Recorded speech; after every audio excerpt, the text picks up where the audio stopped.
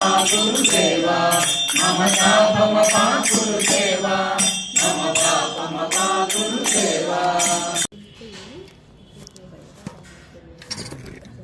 మరి నిన్నటి రోజు మనము సుందోపసుందులు ఇద్దరు కూడా వాళ్ళు తపస్సు చేసినప్పటికీ కూడా ఆ తపస్సు ద్వారా వాళ్ళు మరణాన్ని కూడా కోరుకున్నారు. ఎక్కడైతే వాళ్లకు ఒక స్త్రీ విషయంలో, తిలోత్తమ విషయంలో వాళ్ళిద్దరికీ కూడా శత్రుత్వ భావన అనేటువంటిది ఏర్పడుతుందో అప్పుడు వాళ్ళు మరణిస్తారు అనేటువంటి శాపము వాళ్ళకు ఉండింది. బ్రహ్మదేవుడు తిలోత్తమను సృష్టించడము, ఆ విధంగా విశ్వకర్మ ద్వారా సృష్టించడము, వారి మధ్యకు పంపించడము, మరి వాళ్ళు ఒకరికొకరు ఆమె నాకు కావాలా అని చెప్పేసి వాళ్ళిద్దరూ కూడా పోట్లాడము, ఆ విధంగా వ్రతభంగం కావడం వలన వాళ్ళిద్దరూ కూడా మరణించడం అనేటువంటి జరిగింది. మరి ఇది నిన్న రామాంజీ మంచి విషయం చెప్పాడు. ఇది పాండవులకు ఎందుకు చెప్పినారు ఈ కథ అంటే, ద్రౌపది చాలా అందమైంది, మీలో మీరు కొట్లాడుకోవద్దండి అని చెప్పేసి ఆ విధంగా ఇక్కడ మీలో మీకు భేదం రాకుండా నియమాలు నిర్ణయించుకోండి, ద్రౌపది కారణంగా మీరు మరణించకూడదు. అంటే మనము ఏదైనా కూడా మనకు అవకాశం అనేటువంటిది ఇచ్చినప్పుడు, ఈ యజ్ఞాలు యాగాలు తపస్సులు చేసినప్పుడు మనం వాటిని చెడ్డగా ఉపయోగించుకోకూడదు అన్నమాట. ఇప్పుడు మనకు మాట ఉంది, మనం మంచి మాటలతో వేరే వాళ్ళని మోసం చేయకూడదు, అది కూడా పాపమే. మన దగ్గర మాట ఉంది, మోసం కూడా చేయొచ్చు మనం మాటల ద్వారా, కానీ మన అంతరాత్మ చెప్తూ ఉంటుంది అది మోసము అని. అంతరాత్మను మించిన గురువు లేడు అంటాడు భగవంతుడు. అంతరాత్మను మించిన గురువు లేదు, జీవితాన్ని మించిన గ్రంథం లేదు, శరీరాన్ని మించిన క్షేత్రం లేదు, మనసును మించిన తీర్థం లేదు అంటారు. కాబట్టి మాట ఇచ్చినాడు కాబట్టి దాన్ని మోసానికి ఉపయోగించకూడదు. ఈరోజు మాటలతోనే మోసం చేస్తున్నారు, ఎంతోమందిని మోసం. వాళ్ళు అనుకుంటున్నారు మేము మోసం చేసినాము, మాకేం పాపం లేదు అనుకున్నారు, పాపంలో వెళ్ళిపోతున్నారు. నువ్వు ఏం చేసినా కూడా భగవంతుడు ఏం చెప్పినాడు, నీకు ధర్మాన్ని తెలుసుకో, సత్యాన్ని పట్టుకో అని చెప్పినాడు. నువ్వు అవి మాత్రం తెలుసుకో. గుడులు తిరుగుతానదే 24 గంటలు, ఆ గుడి ఈ గుడి తిరుగుతానదే, ఆయన ఏమాత్రం పట్టించుకోండి. కాబట్టి మనము మూలాన్ని పట్టుకోవాలి. ఎప్పుడు కూడా బొమ్మలను పట్టుకొని ఎలాడుతున్నాం మనం. మూలాన్ని పట్టుకుంటేనే భగవంతుడు మనకు దొరికేది. చిత్తవృత్తులను నిరోధన చేసుకో అంటాడు అన్నమయ్య. అంతే, అంత వేదాంత సారాంశం అంతా అదే, ఒకటే దాంట్లో చెప్పేసి. అన్ని గ్రంథాలు చదివినా కూడా ఆయన ఏమన్నాడంటే చిత్తవృత్తులను నివారణ చేసుకో, సజ్జనులతో ఉండు అంటాడు. ఆయన అయిపోయి వేదాంత సారం అంతా వచ్చేసి ఒకటే మాటలో చెప్పేస్తారు వాళ్ళు. కాబట్టి మనం మాట ఇచ్చి మనకి ఏ విభూతి ఇచ్చినా కూడా ఆ విభూతి ద్వారా సమాజానికి మేలు చేయాలి, అది సారాంశం. మనకి ఏ విభూతి ఇచ్చినప్పటికీ కూడా సమాజానికి మేలు చేయాలి. కొంతమంది కీడు చేస్తుంటారు, పక్కన పెట్టి చూసి ఎంత బాగా మోసం చేస్తున్నాడు అని పక్కన చెప్పుకుంటుంటారు. ఇంకా పాపాన్ని పెరిగేదాన్ని ఎంత ఇది ఉంటుందో వాళ్ళకి. మరి చూడండి, సో మనకి ఇచ్చినటువంటి విభూతి ఏదైతే ఉందో, మాటలో గానము, మాట్లాడడము, నృత్యం, దానికి మనం న్యాయం చేయాలి. కాబట్టి పూర్వకాలంలో రాజులు తమ శక్తితో దీన్ని నిర్మించినారు. ఋషిరాజులు తీవ్ర విరక్తితో దీన్ని నిర్మించినారు. ఋషిరాజులు ఏ రోజు కోరుకోలే వాళ్ళ రాజులు మాకు కానుకలు కావాలి, అది కావాలని. వాళ్ళు మంచి మంచి సలహాలు ఇచ్చి రాజుల్ని నడిపించినారు. కవిరాజులు సద్గుణ బోధ చేస్తున్నారు. ఈ సద్గుణాలు ఉన్నది అని చెప్పేసి కవిరాజులు సద్గుణ బోధ చేస్తున్నారు. ధీరాజులు మేధను అందిస్తున్నారు. మేధ అంటే వాళ్ళకు ఉన్నటువంటి తెలివితో ఈ దేశాన్ని అలాగే నిర్మించినారు. ఈరోజు ఏం జరుగుతుంది, ధీరాజులంతా అమెరికాకు పోయినారు, మేధావులంతా అమెరికాకు పోయినారు. మేధావులు ఎంత మేధావి అంటేనే అమెరికాకి వెళ్ళిపోతారు వాడు, అంతే. అట్లా ఏమో సెటిల్ అయినాను అంటే ఏం సెటిల్ అయ్యేది అంటే డబ్బులా? సెటిల్ అయితే డబ్బులు వస్తే సెటిల్ అయినట్లేనా నువ్వు? డబ్బులు వస్తే సెటిల్ అయినట్లు కాదు.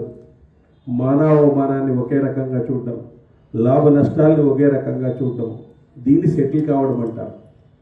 మనసును నియంత్రణలో పెట్టుకోవడం, మనసును నియంత్రణలో పెట్టుకోవడం, మానాభిమానాలను ఒకే రకంగా చూడటం, భేద బుద్ధిని చూపకుండా పోవడం, దీన్ని సెటిల్ కావడం అంటారు. డబ్బులు వస్తే సెటిల్ కావడం లేదు. డబ్బులు వస్తే సెటిల్ అయినట్లు అందరూ. ఇప్పుడు ఈ రోజుల్లో, ఈ కాలంలో, కలికాలంలో డబ్బులు ఉంటే మేము సెటిల్ అయినాము. ఆస్ట్రేలియా ఒకరు, అమెరికాలో ఒకరు ఉంటారు. ఏ ప్రయోజనం ఉంది? కాబట్టి సెటిల్ కావడం అంటే ఆధ్యాత్మికంగా సెటిల్ కావడమే. కాబట్టి రాజుల యొక్క శక్తితో నిర్మించబడింది, కవిరాజుల యొక్క తీవ్ర విరక్తితో నిర్మించబడింది, దీశాలుల యొక్క మేధాశక్తితో ఇదైంది. దీశాలుల యొక్క మేధాశక్తితో, కవిరాజుల యొక్క సద్గుణ బోధతో ఈ దేశం అనేటువంటిది ఈరోజు ఉంది. కాబట్టి దాన్ని మనము కాపాడుకోవాలా. ఒకసారి ఒక ఋషి తపస్సు చేస్తున్నాడంట, విపరీతమైన తపస్సు చేస్తున్నాడంట. బ్రహ్మదేవుడు వచ్చేసినాడంట. ఆయన తపస్సుకి మెచ్చేసి బ్రహ్మదేవుడు ఏం కావాలయ్యా అని అడిగినాడంట. బ్రహ్మదేవుడికి దిమ్మ తిరిగిపోయిందంట. ఆయన వరం కోరుతున్నాయి. ఏమయ్యా ఈ వరం కోరుతున్నావు అని చెప్పి, ఏమి ఈ వరం కోరినావు నువ్వు అని చెప్పేసి తిరిగిపోయిందంట ఆయనకి. ఏం వరము అంటే, ప్రపంచంలో ఉండే దుఃఖాలని నాకు ఇచ్చేసాయి, నా సుఖం అంతా వాళ్ళకి ఇచ్చేసాయండి అంట. అయ్యో నేను తపస్సు చేస్తానే నీకోసము, నేను తపస్సు చేస్తాను, నేను ఇదే నువ్వు కోరేది? నువ్వేదో రాజ్యాలు కావాలనో ఏదో కావాలని కోరితే నాకే దిమ్మ తిరిగిపోయి వరం కోరుతున్నాయి అని చెప్పేసినాడు. మరి అట్లాంటి వాళ్ళు ఉన్నారు మన దేశంలో. ప్రపంచంలో ఉండేటువంటి దుఃఖాలన్నీ నాకు ఇచ్చేసాయి, నా సుఖం ఏమన్నా ఇవ్వగలిగితే వాళ్ళకి ఇచ్చేసాయి అన్నాడు. మరి అట్లాంటి మాటలు విన్నప్పుడు మనలో మనసు కరగాల. అందుకే ఇవన్నీ గ్రంథాలు చదివేది మనసు కరగడానికే. శాసనం లాంటి మనసు ఇది అంత తొందరగా కరగదు. దీనికంతా తీపి మాటలే చెప్తా ఉండాలి అంతే. సత్యాలు చెప్తే జీర్ణించుకోదు అంత తొందరగా. కానీ సత్యాలను చెప్పాల్సిందే, తప్పదు. ఎందుకంటే గ్రంథంలో ఉన్నప్పుడు ఇలాంటి సత్యాలను చెప్పాల్సిందే. కాబట్టి మనం ఇంద్రుడిని ఎట్లా చిక్తే అట్లా చూపిస్తారు. కానీ ఇంద్రుడు అంటే గొప్పవాడు లేడనమాట, ఎంతో గొప్పవాడు ఆయన. ఆయనకు ఒకసారి దేవతలంతా సన్మానం చేస్తున్నారంట. సన్మానం చేసిన తర్వాత ఆయన మనసులో ఏమీ లేదంట. ఆయన వాళ్ళ యొక్క రథసారథి మాతలిని పిలిచి, ఒకసారి ఆకాశ గంగలోకి వెళ్ళొస్తాం, పోయిస్తాం రా అన్నంట. సరే అని చెప్పేసి ఆయన మాతలి ప్రభు యొక్క ఆజ్ఞ కాబట్టి ఆకాశ గంగలోకి పిలిచిపోయినాడంట. ఆయన ఒక చోట ఉరిగి కూర్చున్నాడంట. అప్పుడు మాతలి అడిగినాడంటే ఏమనంటే, స్వామి అంతమంది మీకు సన్మానం చేసినారు కదా, మీరు ఎవరికి నమస్కరించలేదు, ఎవరికి నమస్కరిస్తారు మీరు మామూలుగా అన్నాడు. నేను భూలోకంలో ఉండే వాళ్ళకి నమస్కరిస్తానయ్యా అన్నాడు. ఎవరయ్యా అట్లా అంటే, ధర్మ అర్థ కామ మోక్షాలని సమానంగా ఎవరైతే అనుభవిస్తున్నారో, కరెక్ట్గా సమానంగా ఇస్తూ దానికి అనుభవిస్తున్నారో అలాంటి వ్యక్తికే నేను నమస్కారం చేస్తాను, లేకుంటే చేయని ఎవరికి నేను నమస్కారం చేయను. అట్లా వాళ్ళ గొప్పతనం అది. అట్లాంటి గొప్ప లక్షణాలని మనం పురికి పుచ్చుకోవాలా అని చెప్తుంది మనకు శాస్త్రాలన్నీ అవే చెప్పేది. ఆ శాస్త్రాల్లో ఉండేటువంటి పదజాలం అంతా కూడా ఆ విధంగా అన్నమయ్య గారు పాటల్లో రాసి పెట్టారు. మరి ఆ పాటల్లో ఉండేటువంటి తీసుకుంటే భాగవతం అంతా అందులో ఉంటుంది, అవతారాలన్నీ అందులో ఉంటాయి, మంత్రాలన్నీ అందులోనే ఉంటాయి. అన్నీ సింపుల్గా రాసి పెట్టారు. కానీ మనం అన్నీ చదువుతున్నాం, కానీ ఆచరించడం అనేటువంటి చేయాలా. ఎప్పుడైతే ఆచరిస్తామో భగవద్ విభూతి మనకు మొదలవుతుంది. ఆచరించే వరకు భగవద్ విభూతి మొదలు కాదు. ఊరికే పోవాల్సిందే, అక్కడెక్కడ తిరుగుతా ఉండాల్సిందే తప్ప మనం ఆచరణ చేసినప్పుడు భగవంతుని ప్రయత్నం మొదలవుతుంది. మన ప్రయత్నం మొదలైతేనే భగవంతుని ప్రయత్నం మొదలవుతుంది. మన ప్రయత్నం మొదలు కాకుండా పోతే భగవంతుని ప్రయత్నం మొదలు కాదు. కాబట్టి మన ప్రయత్నం మొదలు పెట్టాలా, ఆచరణలో రావాలా. ఆచరణలో వస్తే మనకు అద్భుతమైనటువంటి ఫలితాలు వస్తాయి. ఇక్కడ ఈ వ్రత భంగం ఉంది. ఏమంటే 5 భవనాల్లో పాపం ద్రౌపది ఒక్కొక్క సంవత్సరం నివసించాలి 5 పాండవుల మధ్యలో. ఏకాంతంలో ద్రౌపదితో కలిసి ఉన్న వారికి వేరొక సోదరుడు చూస్తే అతడు 12 సంవత్సరాలు వనవాసం చేయాలి అని నియమం పెట్టుకున్నారు వాళ్ళు. 5 మందిలో ద్రౌపది వేరే వాళ్ళ దగ్గర ఉండేది ఎవరైనా చూస్తే వాళ్ళు 12 సంవత్సరాలు వనవాసం చేయాలి అని ఒక నియమాన్ని పెట్టుకున్నారు. సో అందులో ఇక్కడ 112వ సర్గ అర్జునుడు నియమ భంగాన్ని మరచుతాడు. అర్జునుడు నియమాన్ని భంగం చేస్తాడు. అంటే నియమాన్ని భంగం చేయడం అనేటువంటిది వీళ్ళు ఆ పరమాత్మ యొక్క లీల వాళ్ళు ఇంకొక ప్రయోజనం కావాలా కాబట్టి కొన్నింటిని వాళ్ళు వైలేట్ చేస్తారు. మనం అధర్మం కోసం కొన్ని వైలేట్ చేస్తే వాళ్ళు ధర్మం కోసం వైలేట్ చేస్తారు. వైలేట్ చేయడం వల్ల దానికి మంచి జరుగుతుంది, వాళ్ళకి మళ్ళీ చెడు జరగదు. దానికి కొన్ని పరిస్థితుల్లో ఆ విధంగా వస్తుంది అనమాట.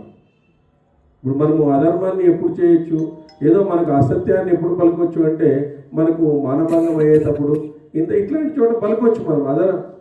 మనము అసత్యాన్ని పలకవచ్చు, ఎగ్జామ్షన్ ఉంది.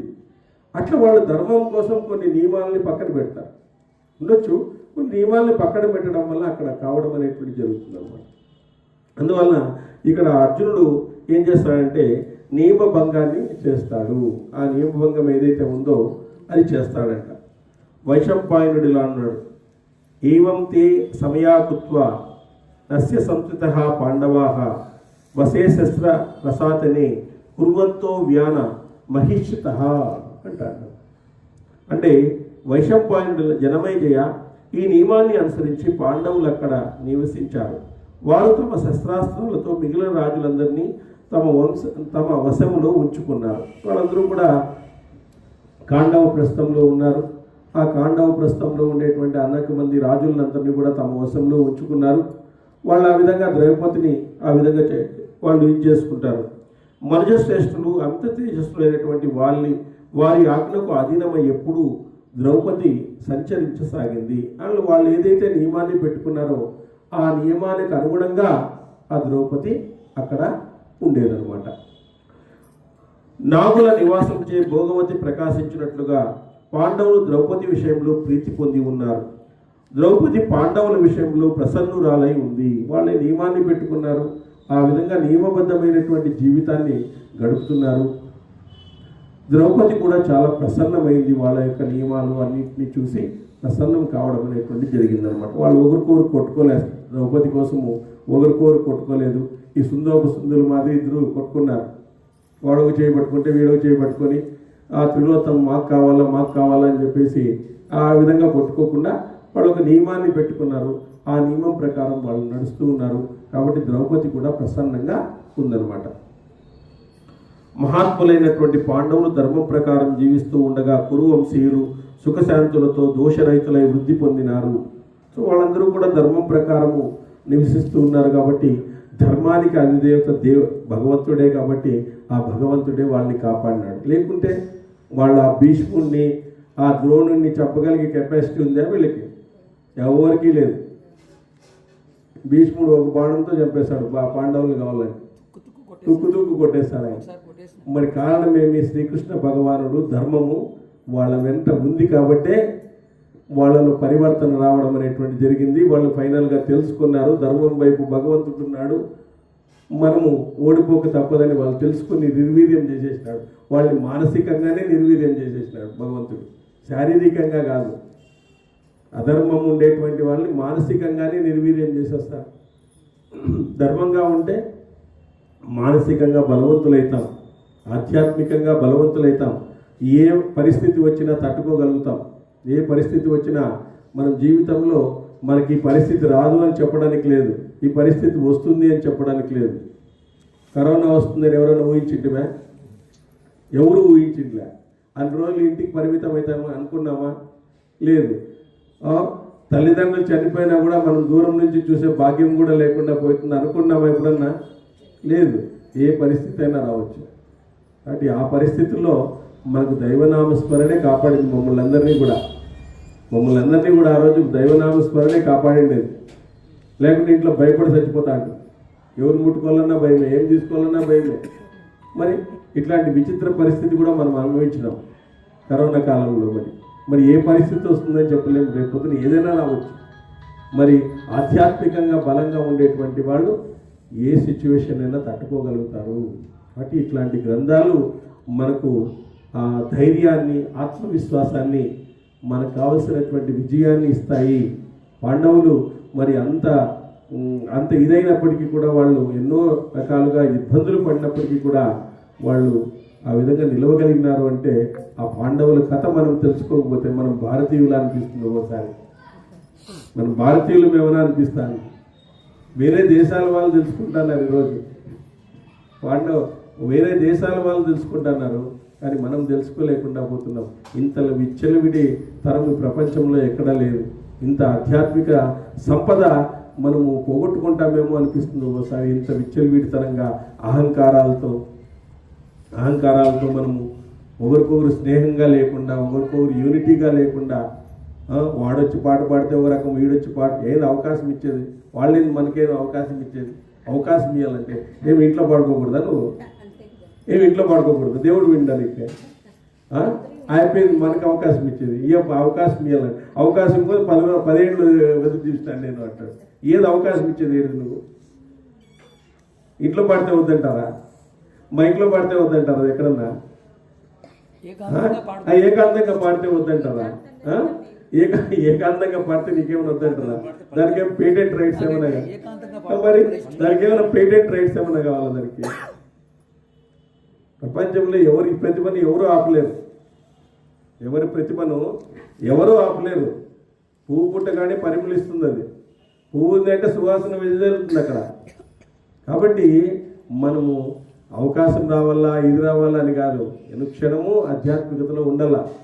అవకాశం మనమే కల్పించుకోవాలా, దాంట్లో మనం ఉండాలా, ఇట్లాంటి కథలు వినాలా, మనలో ఉండేటువంటి రుగ్మతలను మనం పోగొట్టుకోవాలా, మనలో ఆత్మవిశ్వాసాన్ని పెంచుకోవాలా. ఎటువంటి పరిస్థితులు వచ్చినా కూడా దాన్ని తట్టుకోగలిగేటువంటి కెపాసిటీ మనం తెచ్చుకోవాలా.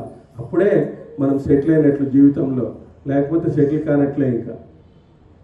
కాబట్టి ఇక్కడ వాళ్ళందరూ కూడా సుఖశాంతులతో ఉన్నారు, ధర్మబద్ధులై ఉన్నారు.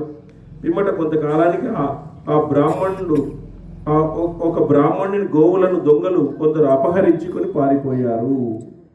సో ఇక్కడ ఒక బ్రాహ్మణుని గోవులను దొంగలు అపహరించుకొని పోయారంట.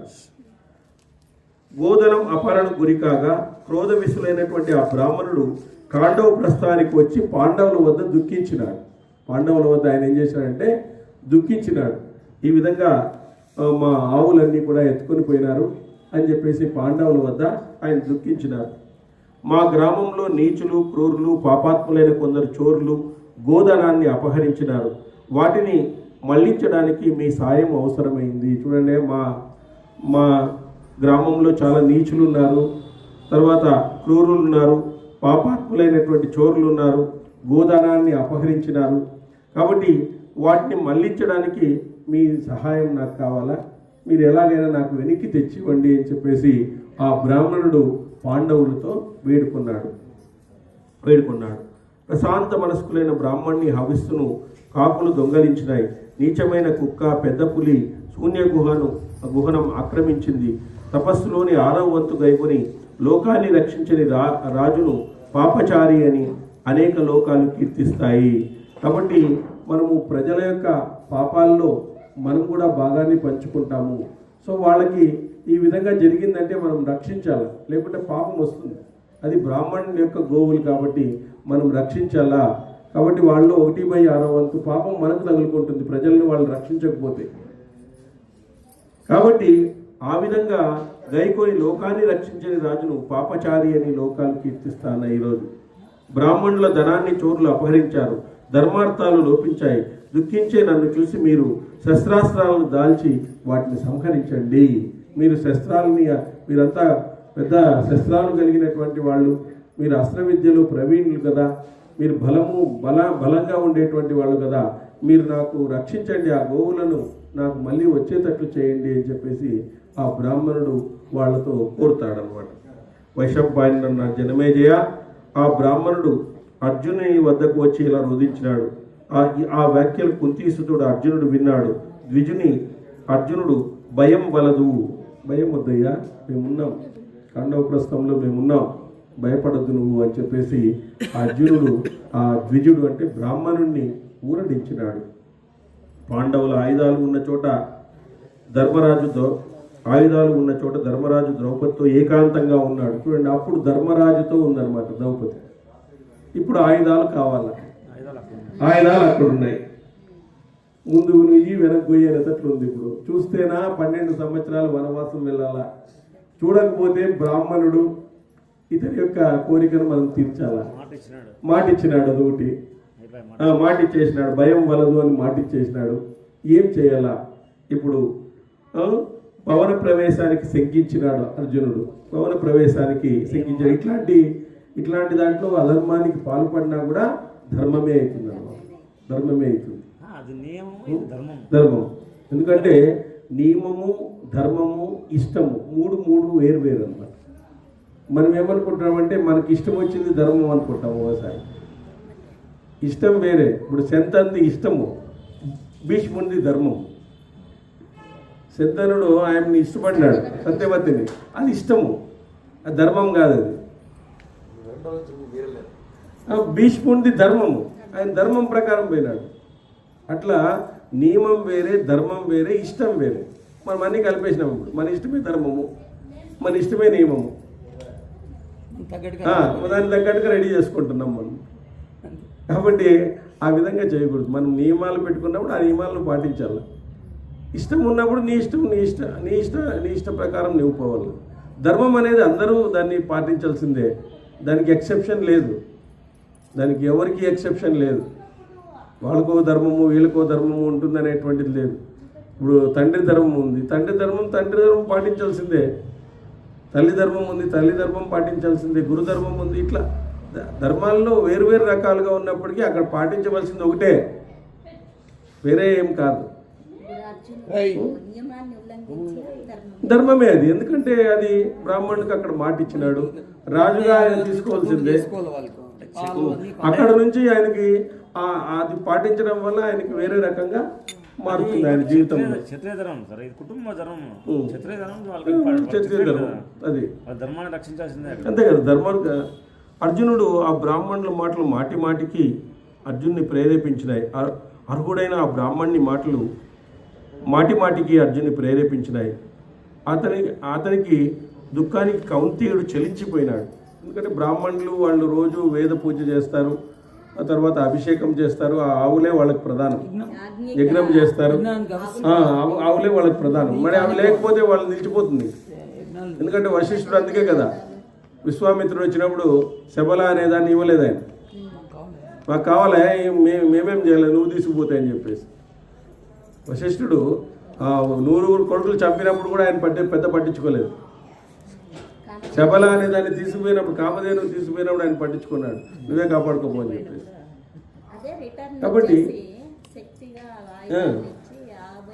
కాబట్టి ఆయన ఆ విధమైనటువంటి వైరాగ్యంలో ఉన్నాడు అనమాట. కాబట్టి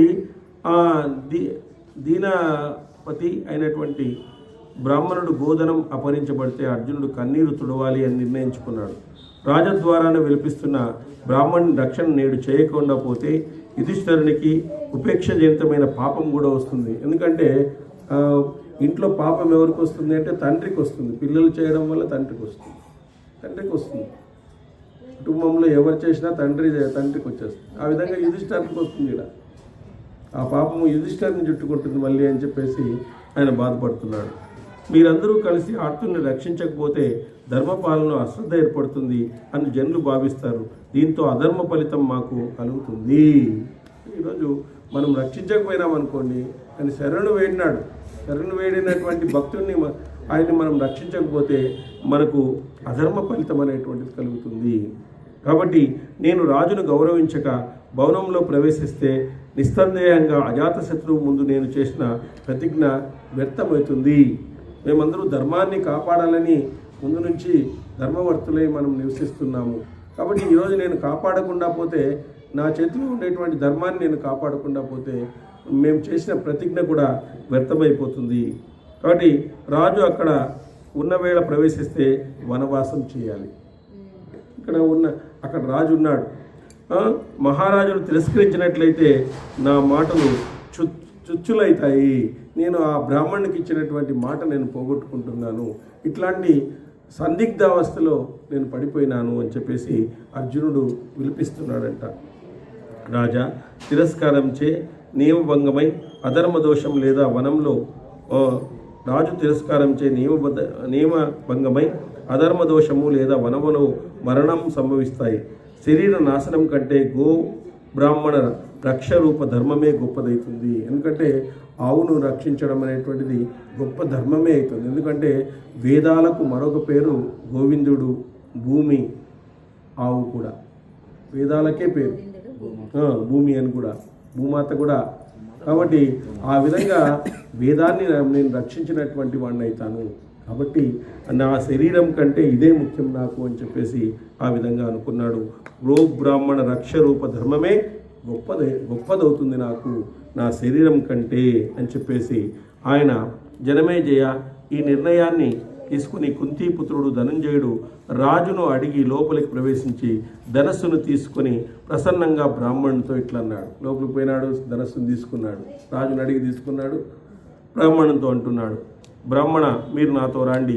పరదానాన్ని కోరే చుద్దులైన దొంగలు దూరంగా పోయే లోపల మనం అక్కడికి చేరాలి. నేను ఇప్పుడే ఆ అపహరించబడిన సొమ్మును మీకు అప్పగిస్తాను. ఏదైతే మీరు గోవులను పోగొట్టుకున్నారో వాటిని నేను రక్షించి ఇస్తాను అని పలికి అర్జునుడు ధనస్సు కవచము ధరించి ధ్వజంతో కూడిన రథాన్ని అధిరోహించి దొంగలను వెంబడించి బాణాలతో వారిని నాశనం చేసి గోదానాన్ని జయించి మళ్లించినాడు. బ్రాహ్మణుకు ఆ ధనమంతా అప్పగించి కీర్తిని పొంది సవ్యచాచైన అర్జునుడు తన నగరానికి తిరిగి వచ్చాడు. పెద్దలకు నమస్కరించి వాళ్ళ అభినందనలు పొందినాడు. అర్జునుడు ధర్మజునితో పలికాడు, ప్రభు, నేను ఇంతకుముందు ఏర్పరిచిన నియమాన్ని భంగం చేశాను. నియమాన్ని మన నియమానుసారము నేను వనవాసానికి వెళ్తున్నాను అని చెప్పేసి చెప్తున్నాడు. అర్జునుని ముఖం నుంచి వెలువడిన అప్రియ వచనములు విని ధర్మజుడు శోకతురుడై గద్గద స్వరంతో అన్నాడు, ఈ విధంగా ఎందుకు నిర్ణయించావంటూ యుధిష్ఠిరుడు ధర్మ మర్యాదను పాటించే తమ్ముడితో ధీరంగా పలికినాడు. నువ్వు నా మాటల్ని ఆచరించదలిస్తే నేను ఒక విషయాన్ని చెప్తాను విను అని ధర్మజుడు అర్జునునితో అంటున్నాడు. ఏమని? వీరుడా, నువ్వు నా భవనంలోకి ప్రవేశించి నాకు ప్రియాన్ని చేశావు. దానికి నేను సమ్మతించాను. నా హృదయంలో ఏ విధమైన అప్రియమూ లేదు. నా హృదయంలో నువ్వు ప్రవేశించినావు, అస్త్రాన్ని తీసుకున్నావు అంటే ఎవరిని రక్షించడానికి అయి ఉంటుంది. కాబట్టి నాకు ప్రియాన్ని కలిగించినావు. నాకేమీ అప్రియం అంటూ ఏమీ లేదు. అన్న భార్యతో నున్న సమయాన చిన్నవాని ప్రవేశం ధర్మమే. తమ్ముని భార్యతో నున్న సమయాన పెద్దవాని భవన ప్రవేశం అధర్మము. ఇక్కడ ఒక ధర్మ సూక్ష్మం మళ్ళీ ఆ భావన కూడా ఉండొచ్చు. కాబట్టి అన్నతో ఉన్నప్పుడు నువ్వు రావడం మంచిదే, కానీ తమ్ముడితో ఉన్నప్పుడు అన్న రావడం అనేది అధర్మం అవుతుంది. ఇది ధర్మ సూక్ష్మంగా మనం చెప్పుకోవచ్చు. కాబట్టి నీ బుద్ధి వనగమనం నుంచి మరలించే నా మాటలను ఆచరించు. నీలో ధర్మలోపం లేదు, నువ్వు నన్ను తిరస్కరించనూ లేదు. అర్జునుడు అన్నాడు, ప్రభు, ధర్మచరణము నిష్కల్పటంగా చేయాలని నీ నుంచి నేను విన్నాను. శస్త్రములపై ఒట్టు వేసి సత్యం నుంచి చలించనని విన్నవిస్తున్నాను. కీర్తివర్జునుడా, నీచే ఆజ్ఞ నేను పొందాలి. నీ ఆజ్ఞకు భిన్నంగా ఏ పని చేయకూడదు. మనమే అవన్నీ కూడా నిర్ణయించుకున్నాం కదా, మరి మనం అందరూ సమ్మతించినప్పుడు అది నీ ఆజ్ఞే అవుతుంది కదా. ఆ నీ ఆజ్ఞ ప్రకారమే నేను వెళ్ళాలి కదా, మనమందరూ నిర్ణయించుకున్న తర్వాత. కాబట్టి అర్జునుడు వనవాసానికి అనుజ్ఞ పొంది వనవాస దీక్ష పొంది 12 సంవత్సరాల వనవాసానికి నేను బయలుదేరుతున్నాను. ఎందుకంటే మనం అందరూ కలిసి నిర్ణయం తీసుకున్నాం. ఆ నిర్ణయాన్ని అమలుపరిచే వాళ్ళు ఎవరు? నువ్వే. సో ఆ నిర్ణయానికి వ్యతిరేకంగా ప్రవర్తించేవాడు నేను. కాబట్టి నేను వెళ్ళాల్సిందే. ఎంత ధర్మ సూక్ష్మమైనా నేను వెళ్ళాల్సిందే. కాబట్టి నేను వెళ్తున్నాను అని చెప్పేసి వనవాసానికి బయలుదేరినాను. చూడండి, అన్నమాట మీద ఎంత గౌరవం ఉంది. అన్న చెప్పినప్పటికీ కూడా అక్కడ ధర్మానికే ఆయన ప్రాధాన్యత ఇచ్చినాడు, కానీ ఆప్యాయతకి అభిమానానికి ప్రాధాన్యత ఇలేదు. అంత ఖచ్చితంగా ఉంటుంది ధర్మం అంటే. ఇక్కడ మనము రామాయణంలో కూడా చూసాము. లక్ష్మణుడు యముడు వచ్చినప్పుడు రామునితో యముడు మాట్లాడేటప్పుడు ఒక నియమం పెట్టాడు, నువ్వు ఎవరన్నా వస్తే అతను శిరచ్ఛేదం చేయాలని చెప్పేసి చెప్పినాడు. దానికి కట్టుబడి ఆయన అవతారం చాలించేటప్పుడు యముడు వచ్చినాడు. యముడు వచ్చి మాట్లాడుతుంటారు, అవతారం చాలించడానికి ఇంకా ప్రయత్నాలు మొదలవుతుంటాయి. అప్పుడు యముడు రాముడితో మాట్లాడుతున్నప్పుడు ఒక నియమం పెడతాడు, ఏమని అంటే ఎవరు వచ్చినా కూడా లోపలికి శిరచ్ఛేదమే అని చెప్తాడు. అప్పుడు లక్ష్మణుడు అర్జెంట్ పని మీద లోపలికి వస్తాడు. భృగు మహర్షి కోసము భృగు మహర్షి వస్తాడు. ఆయన శాప మేడ భరించేది అని చెప్పేసి ఆయన వంశానికే పెట్టేస్తాను అని చెప్పేసి కూర్చుంటే ఆయన ఇంకా తప్పదప్ప అని చెప్పేసి వస్తే అప్పుడు శిరచ్ఛేదం చేయాలని చెప్పేసి దాన్ని అంగీకరిస్తాడు. ఆ శిరచ్ఛేదానికి బదులుగా నగర బహిష్కరణ చేస్తాడు. ఆ విధంగా ఆయన ప్రాయోపదేశానికి వెళ్ళిపోతాడు. సో అంత ధర్మం అనేటువంటిది ఇందులో అంత నిక్కచ్చిగా ఉంటుందన్నమాట. జనమేజయ కౌరవ వంశ కీర్తనుడు మనోబాహు అయినటువంటి అర్జునుడి వేదాత్ములు మహాత్ములు బ్రాహ్మణులను అనుసరించినారు. సో బ్రాహ్మణులు ఆ రోజు వాళ్ళు అనుసరించినారు. చూడండి ఎంత గొప్ప ధర్మాన్ని వీళ్ళు నెలకొల్పుతున్నారు.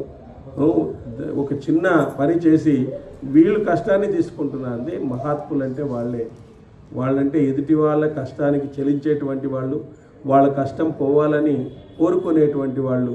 కాబట్టి ధర్మశాస్త్రాల్లో ఉంటుంది, మనతో ఎవరికి పని లేకుండా చేసుకోవాలంటే మనతో ఎవరికి పని ఉండకూడదు, మనతోనే అందరికీ పని ఉండాలి. అట్లా చేసుకోవాలంటే మనతో ఎవరు పని ఉండకూడదండి. వాడు వచ్చి మనమే వాళ్ళకు ఉపయోగపడాలంటే ఇప్పుడు కూడా నువ్వేమయ్యా ఒకరోజు కూడా ఏం అడగు అంటే నాకేం అవసరం లేదండి. అట్లుండాలంట భక్తుడు అనేటువంటి వాడు అట్లుండాలంట. అట్లుండాలంట ధర్మశాస్త్రాల్లో ఆ విధంగా ఉంది. మనతో ఎవరికి పని ఉండకూడదంట, మనమే వాళ్ళకి పనులు చేయించాలండి.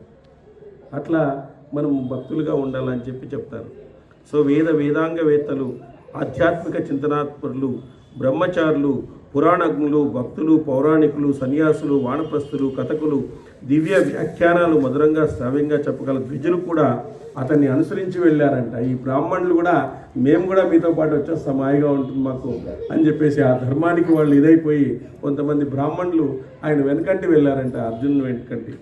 వీళ్ళంతా కూడా ఇంద్రుడు దేవతలను అనుసరించినట్లుగా ఇంద్రుని దేవతలు అనుసరించినట్లుగా అర్జునుని మృదు భాషలైన కథకులంతా అనుసరించి వెళ్ళారు. అర్జునుడు సుందర వనాలైనటువంటి సరస్సులు, సముద్ర తీరాలు, నదులు, పవిత్ర తీర్థాలు చూశాడు. చేరి అక్కడ హరిద్వార్లో విడిది చేశాడంట. ఆయన హరిద్వార్లో విడిది చేశాడంట ఢిల్లీ దగ్గర. జనమేజయ విశ్వ అంతఃకరణ గల పాండవ శ్రేష్ఠుడు అర్జునుడు గంగాద్వారాన ఆచరించిన అద్భుత కర్మను వినండి. భారత కౌంతేయ బ్రాహ్మణులతో కూడి గంగా ద్వారాన ఆగిన తర్వాత బ్రాహ్మణులందరూ తమ తమ అగ్నిహోత్రాలను వెలిగించినారు. వారి అగ్నిహోత్రాలు ఆ ప్రదేశంలో వెలుగుతూ ఉంటే సన్మార్గులు, జితేంద్రియులు పూల కానుకలు సమర్పించి తీరంలో ఉన్న బ్రాహ్మణులతో గంగాద్వారం మిక్కిలి శోభ కలిగింది. అక్కడ వాళ్ళందరూ కూడా బ్రాహ్మణులంతా కూడా గంగా నదీ తీరాన వాళ్ళందరూ కూడా అగ్నిహోత్రాలు చేశారు. ఆ ప్రదేశం అంతా కూడా రమణీయంగా అద్భుతమైనటువంటి రమణీయ ప్రదేశంగా కనబడుతుంది. వారి అగ్నిహోత్రాలు ఆ ప్రదేశంలో వెలుగుతుంటే సన్మార్గులు, జితేంద్రియులు పూల కానుకలు సమర్పించినారంట. అందరూ కూడా వచ్చి ఇలా విద్వాంసులతో ఆ ప్రదేశం నిండిపోయింది. అప్పుడు అర్జునుడు స్నానానికై గంగలోకి దిగాడు. స్నానం ఆచరించి పితృదేవతలకు తర్పణాలు ఇచ్చి అగ్ని కార్యాలు చేయడానికి గట్టి ఎక్కుతున్నప్పుడు కామరూపిణి అయిన నాగరాజ కన్యక ఉలూపి అతనిపై ఆసక్తితో అర్జునికి లోపలికి లాక్కొని వెళ్ళింది. ఉలూపి అనేటువంటి ఒక నాగకన్య అతనిపై ఆసక్తితో అర్జున్ లోపలికి లాక్కొని వెళ్ళింది. నాగరాజైన కౌరవుని మందిరంలో అర్జునుడు ఏకాంత చిత్రుడై అక్కడ ప్రజ్వరిల్లుతున్న అగ్నిని చూశాడు. వెంటనే అర్జునుడు అక్కడ నిర్భీచుకుడై అగ్ని కార్యాన్ని పూర్తి చేశాడు. ఆ ఆహ్వానంతో అగ్ని బాగా సంతోషించాడు. అగ్నిగా కార్యం పూర్తి చేసి అర్జునుడు నాగకన్య ఉలీపితో నవ్వుతూ ఇలా అన్నాడు, ఈ సాహసం ఎందుకు ఆచరించావు? ఈ సాహసం ఎందుకు చేశావు? నువ్వు ఎవరు? ఇది ఏ దేశము? నువ్వు ఎవరి పుత్రిక? నువ్వు ఎవరి కన్య? అని అనేక విషయాలను అడిగినాడు. ఉలూపి చెప్పింది. ఐరావత వంశానికి చెందిన నాగరాజు కౌరవ్యుడు, అతని కుమార్తె ఉలూపి, నేను నాగకన్యను, నేను కౌరవుని యొక్క కూతుర్ని, నేను నాగకన్యను అని చెప్పింది. పురుష శ్రేష్ఠ, మీరు స్నానానికి గంగానదికి దిగినప్పుడు మిమ్మల్ని చూసి కామపరవశులయ్యాను. కురునందన, నేను మీ కారణంగా మన్మథ బాధకులోనైనాను. నేను మీకు హృదయాన్ని అర్పించాను. మీరు నాకు ఆత్మదానం చేసుకుని నన్ను ఆనందపరచండి అని చెప్పింది. అర్జునుడు చెప్పాడు, కళ్యాణి, నేను నా అన్న ధర్మజుచే ఆజ్ఞాపించబడి పరాధీనుడై ఉన్నాను. 12 సంవత్సరాలు బ్రహ్మచర్యాన్ని పాటించాలి. నేను నా నియమం ప్రకారము, మా అన్నగారి నియమం ప్రకారము నేను 12 సంవత్సరాలు బ్రహ్మచర్యాన్ని పాటించాలి. జలధారి, నేను నీకు ప్రియమ చేకూర్చాలనుకుంటున్నావు. నేను ఇంతవరకు అసత్యం పలకలేదు. నాకు అసత్య దోషం లేకుండా నీకు ప్రియం కలిగించేటట్లు నా లోపం కాకుండేటట్లు చేయగలిగింది చెప్పు.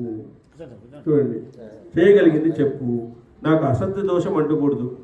నీకు ప్రియం కలిగించేటట్లుగా, నాకు ధర్మం లోపం కాకుండేటట్లుగా చేయగలిగిన దాన్ని చెప్పు అని అడిగినాడు. ఏదన్నా ఉంటే చెప్పు, అది చేస్తాను అన్నాడు. ఉలూపి పలికి, పాండవ కుమార, నువ్వు ఎవరి ఆజ్ఞానుసారం బ్రహ్మచర్యాన్ని పాటిస్తూ లోకంలో సంచరిస్తున్నావో అది నాకు తెలిసిందే. ద్రుపదపుత్రి కారణంగా పరస్పరం మీరు ఏర్పరచుకున్న నియమాన్ని ఉల్లంఘిస్తే 12 సంవత్సరాలు అరణ్యవాసము బ్రహ్మచర్యం చేయాలనుకున్నావు నాకు తెలుసు. ఏమిటంతా టెలికాస్ట్ అయింది నాకు కానీ దివ్య దృష్టి ద్వారా. ద్రౌపది కారణంగా పరస్పరం ఈ వనవాసంలో ధర్మవృద్ధికై ధర్మరాజు విధించినాడు. ఇక్కడ ధర్మలోపానికి తావులేదు. ఆర్త సంరక్షణము క్షత్రియ కర్తవ్యం. కాబట్టి నా రక్షణ విషయంలో ధర్మలోపం లేదు. దీన్ని కొద్దిపాటి ధర్మాతిక్రమం అనుకుంటే నా ప్రాణదానముతో అది గొప్ప ధర్మం అవుతుంది. నేను నీ భక్తురాలిని, నన్ను స్వీకరించు. ఆర్త రక్షణ పరాయణం సత్పురుషుల ప్రథమ కర్తవ్యం కదా. ఇప్పుడు నేను నీకు అందగత్తెగా, నేను భక్తురాలిగా ఉన్నాను అనుకో. ఇప్పుడు భక్తురాలిగా ఉండి నన్ను జీవించు, ఆ విధంగా స్వీకరించు. ఆర్తరక్షణము సత్పురుషుల ప్రథమ కర్తవ్యం కదా. ఎవరైనా వాళ్ళు ఆర్తనాదాలు చేస్తూ ఇది కావాలంటే మీరు దాన్ని తీర్చాలి కదా అని చెప్పేసి చెప్తారు. ఈ ప్రార్థన మన్నించకపోతే నన్ను చనిపోయినట్లు భావించు. మహాబాగు, ప్రాణదానం చేసి ఉత్తమ ధర్మాన్ని అనుసరిస్తాను అని చెప్పి, నేను గొప్ప ఆశతో నీ శరణు వేడాను. మిక్కిలి వెదజంతున్నాను. నీ పట్ల అనురక్తుడై నీ సమగమనాన్ని కాంక్షించాను. నాకు ప్రియము చెయ్యి, నన్ను స్వీకరించు, నాకు ప్రియం చెయ్యి అని చెప్తాను.